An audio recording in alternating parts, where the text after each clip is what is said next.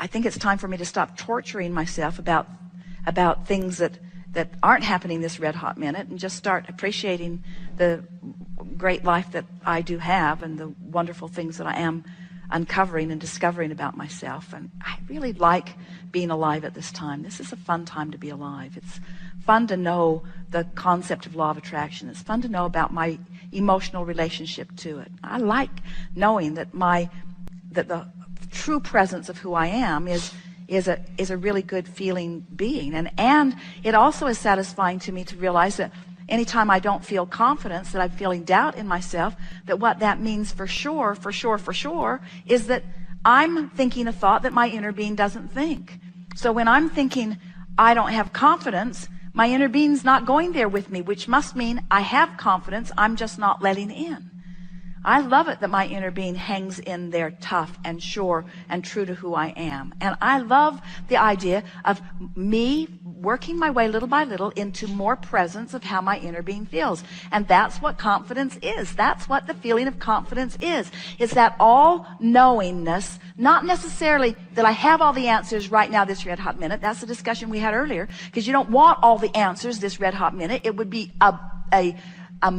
a minefield to try to explore. I don't have to have all the answers this red hot minute, just the one that applies to what I'm doing right now. And I know that my inner being will feed it to me. I know that I'll just rendezvous with it. So next logical step, next logical step. I'm so proud of how I'm doing. I'm so pleased. I'm so full of zest for life. I'm so eager about moving on. I love knowing who I really am and what my inner being really feels. And I don't think it's such a bad thing to know what my inner being feels by me knowing its opposite. That's not a bad thing. That's a good thing. When I feel rotten, that means my inner being feels great. That's worth something, don't you think? Mm-hmm. In fact, the rottener I feel is a greater indication of how good my inner being feels. Isn't that good to know? Inner being, it's disgusting that you feel that good. Because if you didn't feel that good, I couldn't feel this bad. You need to adjust something.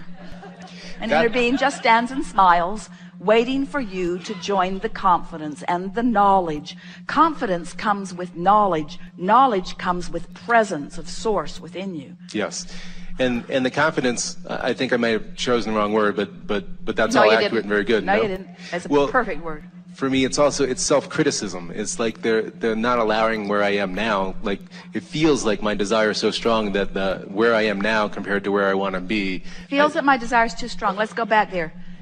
I've got such a strongly focused, I have a strong desire that I'm on the flip side of, and I can't get there from there. In other words, my desire is so strong, but I'm not practiced in the other end of it. So every time you say that, you've been saying that a lot. I have a really, really, really strong desire. I have big goals. I have big expectations of myself and of life and of the government and of the economists. I have big expectations, and they and myself are letting us all down. In other words, and we say, go general, go general. It keeps working out. The earth keeps spinning. The sun comes up every morning. The plants keep growing. The water keeps flowing. My heart pumps all through the night without my attention to it. Things are working well. I have big desires, but I have in time the ability to achieve all of them. It's just one step at a time. I don't have to go faster than I can go. When Esther was growing up, she lived in a very small town. There were 721 people. Until she left.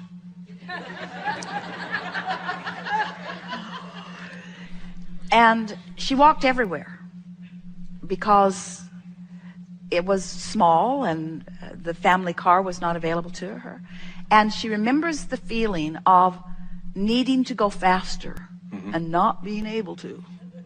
In other words, you can only walk so fast. In other words, she just wanted to teleport herself there. In other words, that feeling of impatience, of not being able to cover a distance any faster. And that a lot of you have those feelings. That it's just in the airport, the announcement says, "Thank you for your patience." And Esther always says, "I am not patient." Don't thank me for patience. In other words, we don't want you to acquiesce. We don't want you to give in to that feeling of not enough momentum. And so when you say I have big goals, add to that, I have big goals which, like everybody's big goals, are unachievable all at once. It's not ever been my goal to live it all now. It's been my intention as I came forth to savor the unfolding of it. In other words, when somebody hands you an ice cream cone that is the most delicious ice cream that you have ever tasted, you've tasted it all of the flavors from all of the places, and you've identified that this is the one that you like the best. And it's this wonderful day, and it's piled high, and it's in your hand, and you don't say, I'm going to see how quickly I can eat this. Right. I'm going to see how fast I can bring this ice cream experience to an end. How quickly can I get this over with? Instead, you savor it, don't you? Don't you savor it? Don't you lick it off your arm and up your hand and down the cone? Absolutely. And you don't even want any of it to drip on the sidewalk. You try to get it all. In other words, you... Mm-hmm. And that comes back to where I started with, that's the level of presence that I wish again. And I do have that experience, just speaking of the rushing and the fast pace and the trying to get to all these things that I want. And so I'm playing that game of balance. But here's the game we want you to play. Mm-hmm. Because you've done the vortex work, then there's not a void of good things that are happening. There's a constant unfolding of good things that are happening. Information being given to you, being revealed to you, the path unfolding. And when you're in the process of closing that gap, you don't feel impatience. You feel gratified and worthy and satisfied and eager to watch the unfolding of it. It makes the farness from where you want to be even more delicious, because the journey is satisfying every step of the way. It doesn't matter how far you are from where you want to be, as long as you're moving in the direction of it, there's satisfaction, you see. And most people keep thinking that the satisfaction only comes when you get there. That's flawed. That satisfaction lasts that long. And then you're off saying, is that all there is? Is that all there is? And so the closing of the gap is such a delicious thing as long as you're closing the gap. So we don't want you to be critical of your negative emotion. We just want you to make it more general so that you can begin feeling the momentum of closing the gap. You don't even have to be positive before you start feeling good.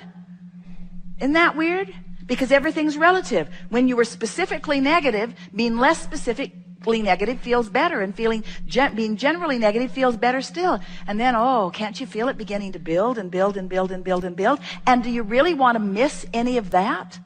Do you really want to miss any of that? Barbara and Esther were so playful in the airport in Atlanta that they began making friends with all kinds of people who followed them through. It was like they were making a movie together. One family was on the plane, on the tarmac, on the plane when they couldn't operate the jetway, on the plane when the jetway was this far from the ramp, where the jetway was this far from the plane, and they all could have easily leaped across it and made their flights, but they wouldn't let them because there is a federal guideline that says there cannot be a gap. And Esther said, I can't even spit in that hole. It's so narrow. In other words, really, no one could fall through that. Nothing could fall through that.